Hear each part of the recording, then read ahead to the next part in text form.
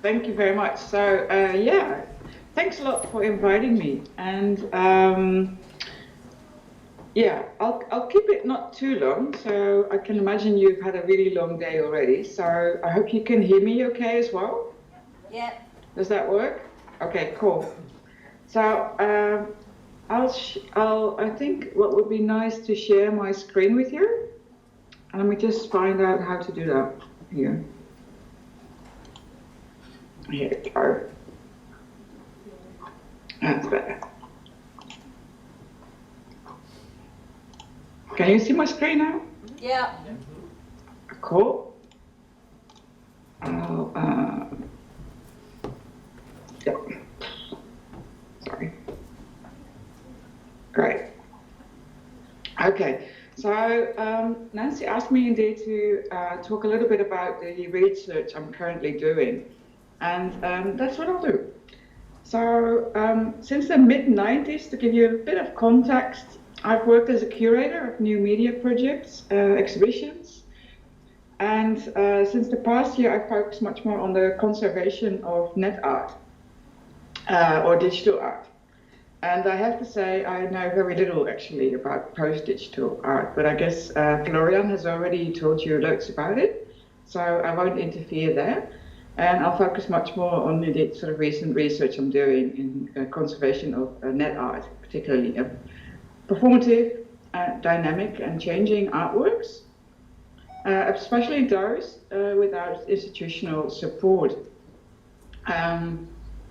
Yeah, so I will sort of revisit my fascination with digital art, not only how it functions or is presented, and often in ways that, as you know, probably sort of expands the sort of conventional curatorial aesthetics and work practices, but particularly indeed then how its performative and processual characteristics informs the ways one can think about preservation.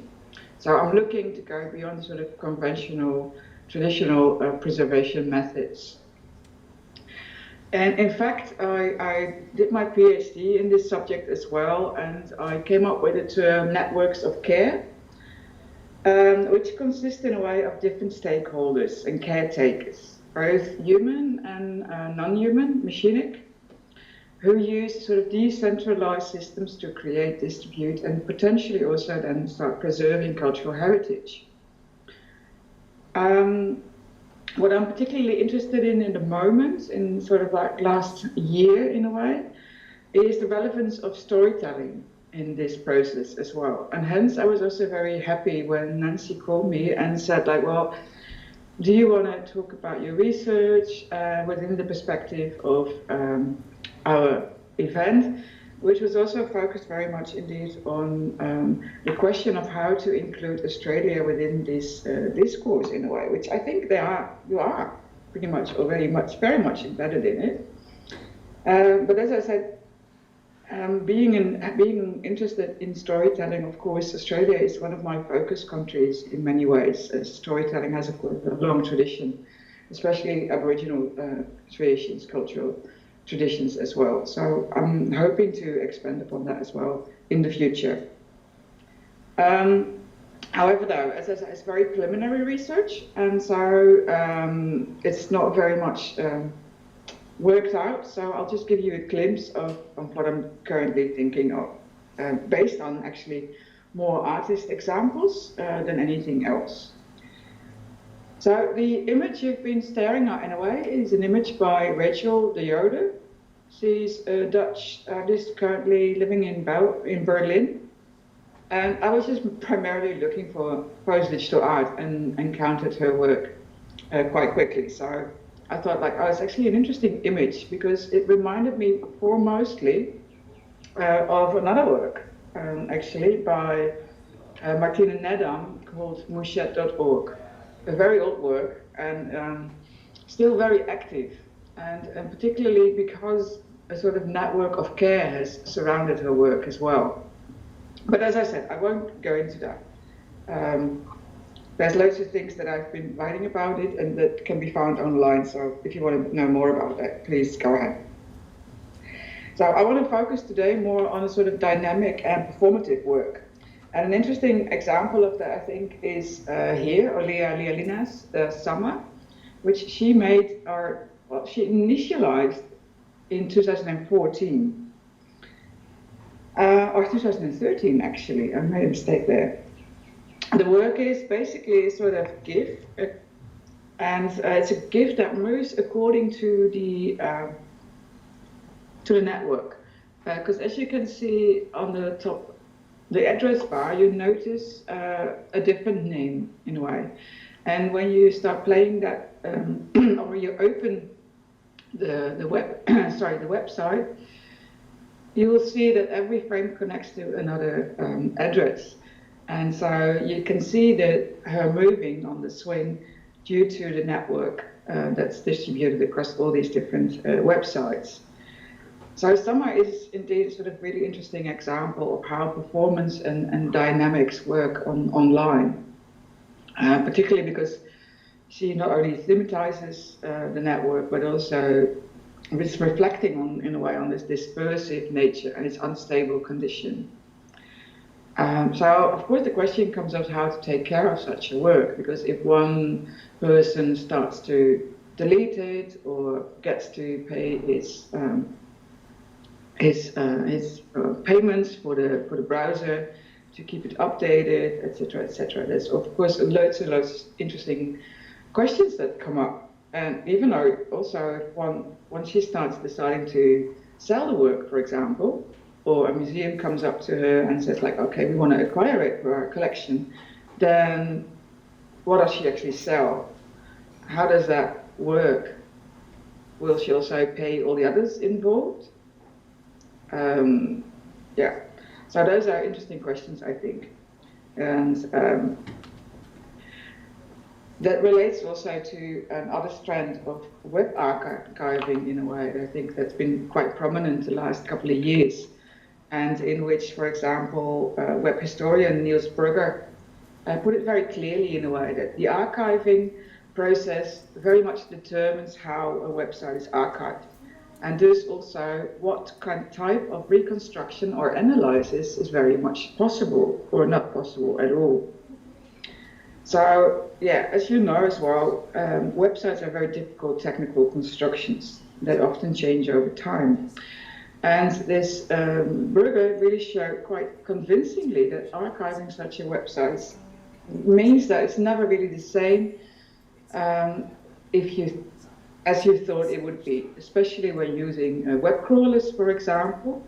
You will never really get the original back, so there will always be a constructed version of a website that you could actually never have visited. A lot of irregulars happen that are part of a site that are also often not recognized. And you think of glitches, bitfaults, sound from the website or from the hardware. What do you do with blank templates that are not necessarily visible within the site if you use an interface, but are very much visible in the back end? Does it belong to the site or does it not belong to the site? What do you do with those imperfections in a way? And imperfections, that's also in the means of a standardization, of course, in preservation.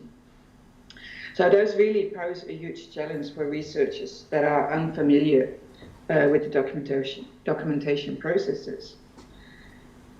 So it's really important once you start looking into these things as a researcher or someone who's interested in the whole aspects of it, is that you should work together in a way with archivists, also to create a social technical perspective in a way.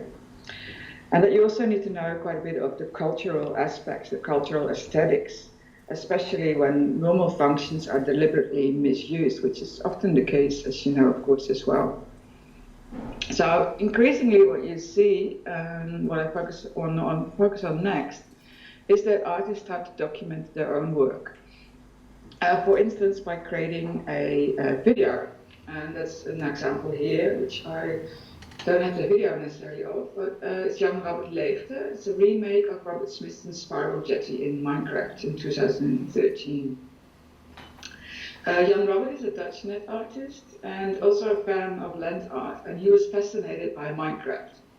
So he saw this enormous potential for land art that could take place in this immense pixelated world. So he started working and launched this Robert Smithson.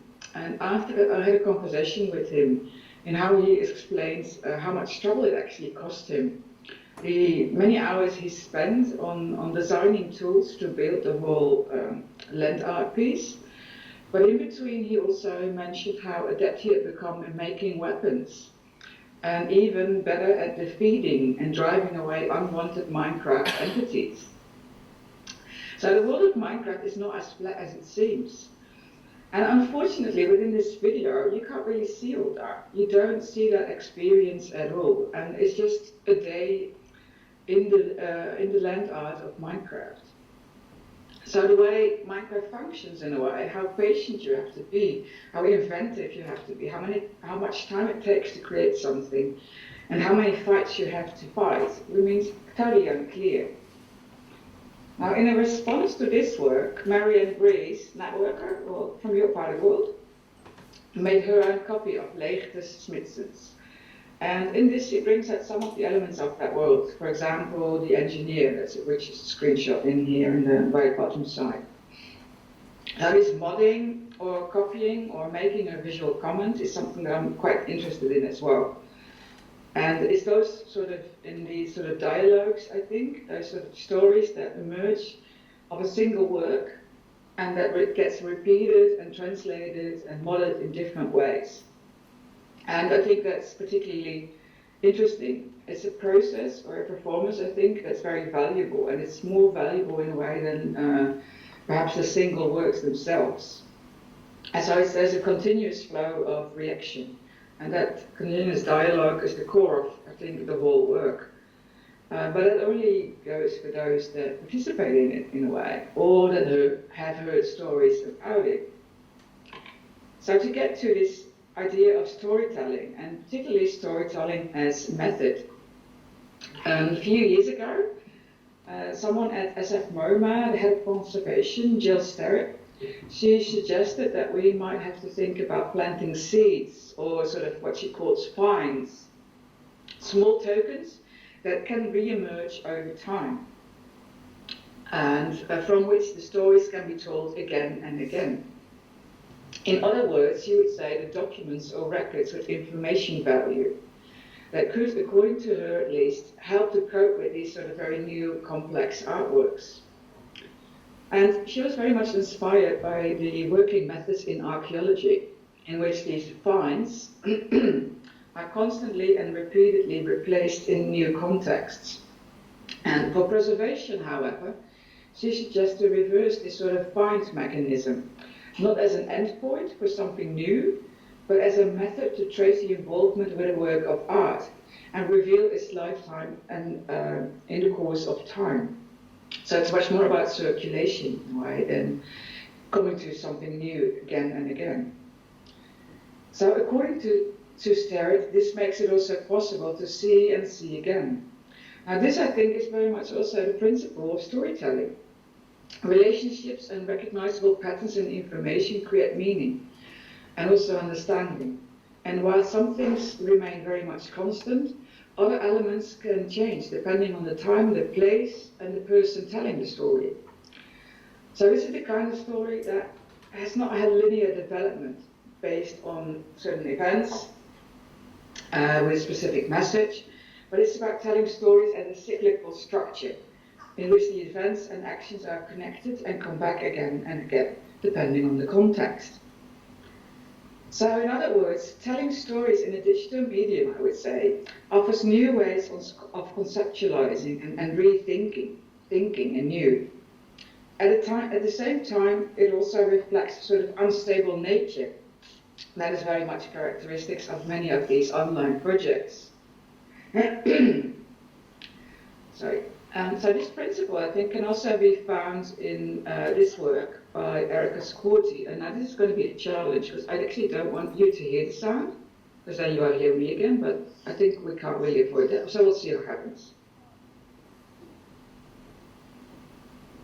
Yeah, see, here you go. So, I'll just, oh, damn, this goes too quick. I'll just play a little bit about it so you can have an idea, and then I'll talk a little bit after that.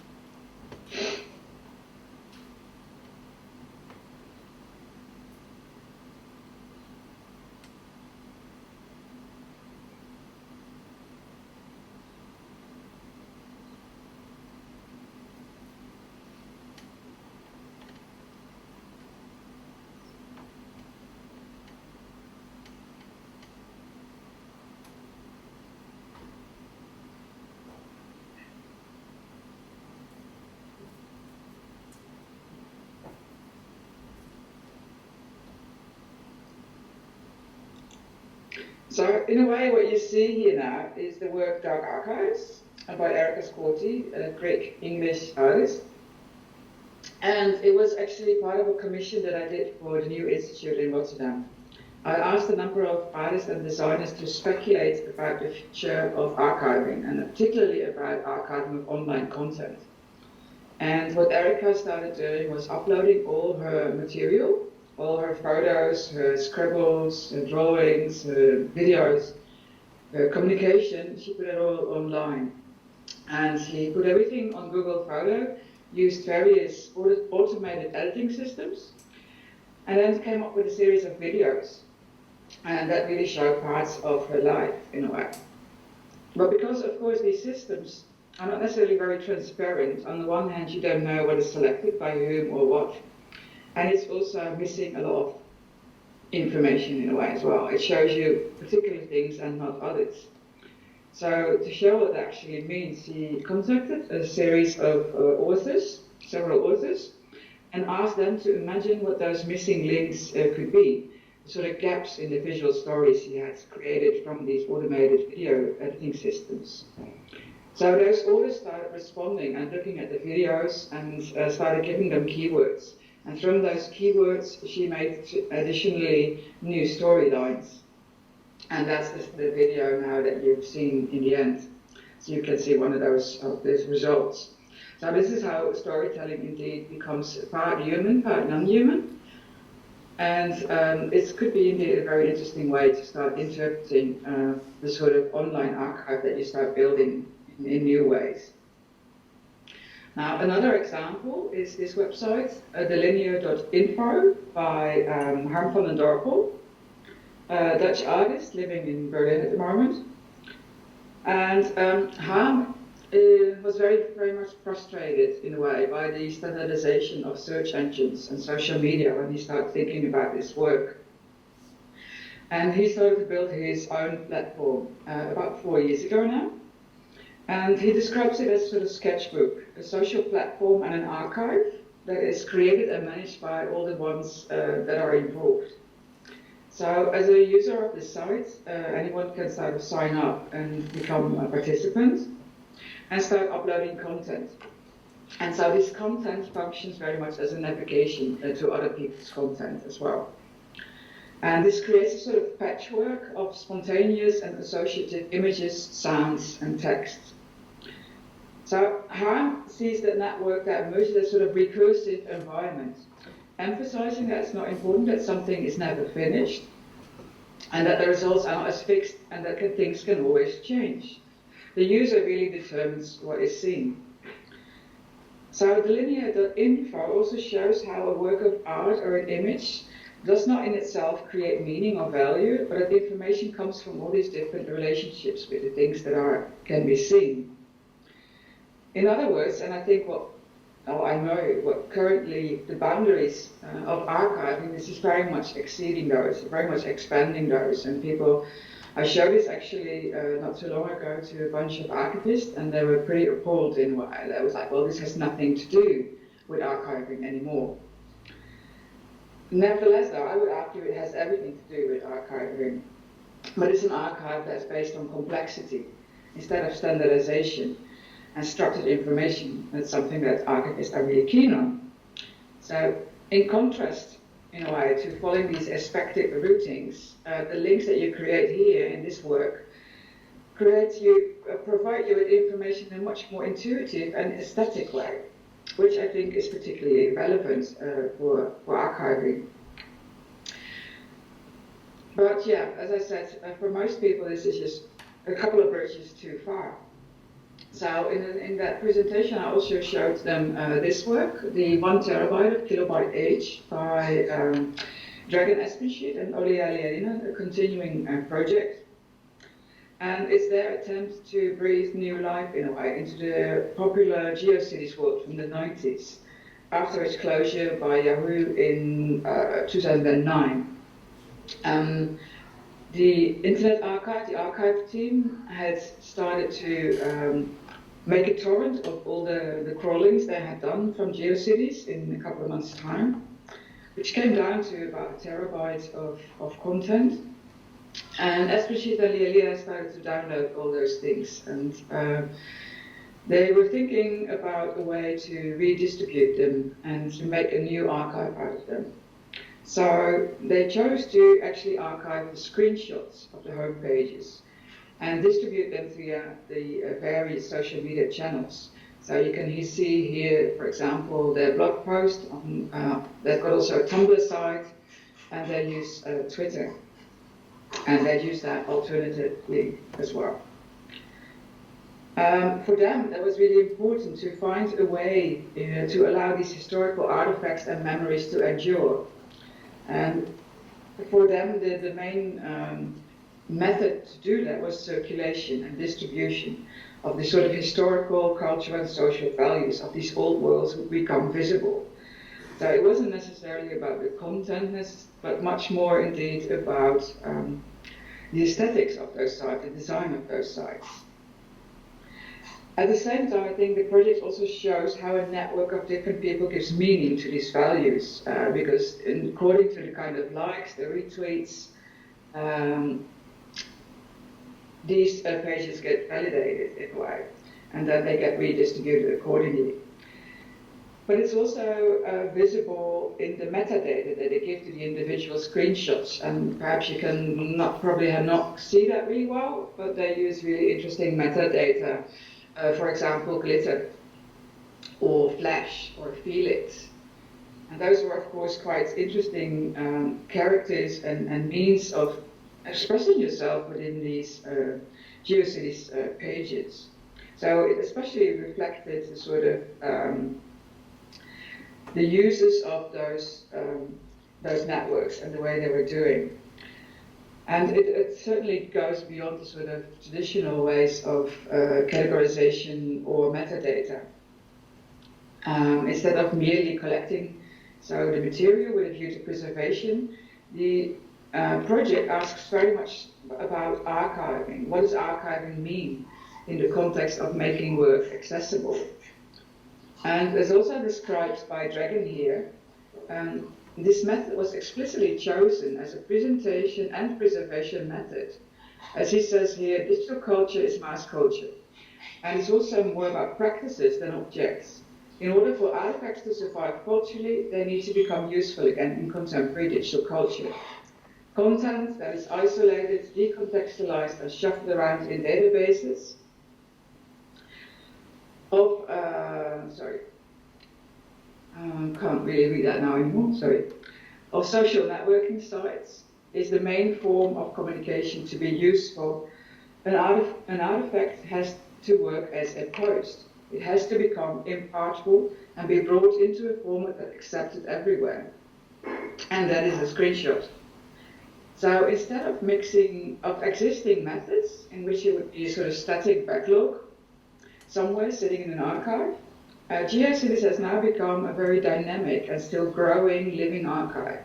In other words, the generative character and the circulation ensure that the online archive creates new forms and interpretations, sometimes pushed by bots and other times through the comments, likes and retweets of others. So I'm just looking at the time, and I'll skip this one for now and start concluding. I think what these projects show is very much a sort of necessity of connecting users who are or become partly responsible for the management and accessibility of content, in which different aspects of storytelling are applied. As Vivian van Zazen here concluded in her research in the preservation and restoration of one of Robert Smithson's land art projects, these kinds of projects are always about re-questioning and mediating. In other words, if we assume that websites are for a large part constantly changing, we must look for ways to facilitate variability, reinterpretation and continuous processes. In such situations, it appears to me that storytelling is a very good method to keep the conversation going. This is storytelling in the form of middle grounding, a process in which different viewpoints alternate. Stories about details, private disclosures, and generic or even general statements start alternating. In addition to the function of a sounding board, such a network with their different perspectives can ensure then that a process of gradual acceptance takes place. So I would argue that the future preservation of digital objects is not only about new tools or technical developments, but much more about new socially organized communities, facilitating network structures or systems between different people, professionals, makers, users, non-humans, with a joint challenge and the same goal is central. This shifts very much the attention from management and preservation to care and presentation, I think.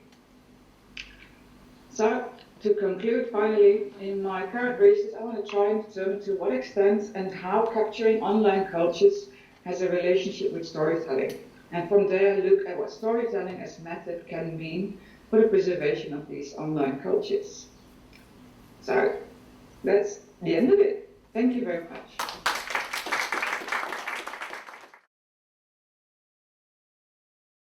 Hi, my name is Nicole. Hi, Nicole. I'm trying to find where the screen is. Okay, there it is. I just had a question when you were talking about storytelling, these like digital cultures, you know, that keep kind of erasing themselves through multiple languages over time. How do you envision the storytelling to continue to archive, I don't know if the right word's archive, or document digital processes in the future? Mm-hmm. Yeah, no, it's a good question. And I mean, there's something that I'm still working on in different ways. But what I think is really interesting about storytelling is the method that's really, I think, for me at least, really reflects the sort of difficulty, the challenges we have with capturing digital information in a way. Because these works are not only themselves very unstable, and they change constantly as well, but it's also the technical infrastructure that's going to be impossible to uphold in a way. So I think it's going to be important to find new ways. And so I've been looking a lot at oral cultures and storytelling and how they start preserving content in a way, and the history.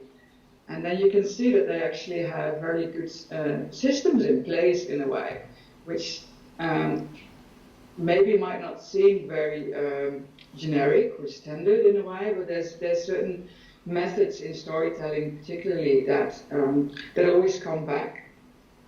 And as I try to explain a little bit, indeed, as for example, certain elements that will always recur, while the elements themselves might change in how do you say, they might change from, say, like, okay, if you tell a story from A to B in a city, the lamppost, the signings might change, but there will always be certain elements that remain constant as well. I mean, the routing might slightly differ, but there is some sort of trajectory that you're walking and that will be recognizable. So I think that's where storytelling becomes quite interesting as a sort of method in a way, as of planting seeds, as hooks in a way, and to keep at least these stories about these works alive, even though the works themselves might not be functioning anymore, which I think will be very much likely the case. There will be certain works that will be continuing, but many won't anymore. So it's using the sort of performativity in a way of these works and trying to find new ways of remembering them.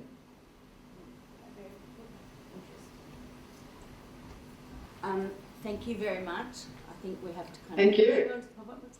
But yeah, what you say has a lot of resonances with the discussions we've had today, and I look forward to catching up with you. Cool. Right. Yeah. Debrief soon.